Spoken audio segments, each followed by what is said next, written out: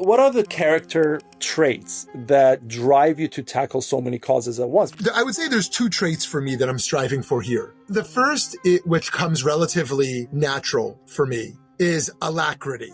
Quick to move. And that can be a virtue and a vice, of course. I think I'm beyond the more youthful stage of impulsiveness, but sometimes I can be too quick to move. But I think in general, I have a sense of death consciousness. I have a sense that we have one life, maybe, reincarnation will bracket that conversation. Let's assume we have one life and we have a calling to do a lot. And so I feel an urgency to do that work. I also feel like I won the lottery. Being born when I'm born, having been educated in an era where there's so many ways to work for change. So I feel so fortunate, and I feel like that gratitude channels into this alacrity. And the second one I would say that I really strive for is empathy. I really do care about suffering. It really does keep me up to think of a child being abused. It keeps me up to think of an animal, being born in a box without light, stripped from their mother, and never experience anything good in their life and then being killed shortly after. It keeps me up at night to think about people who are refugees trekking through deserts without any place that they're allowed to call home. And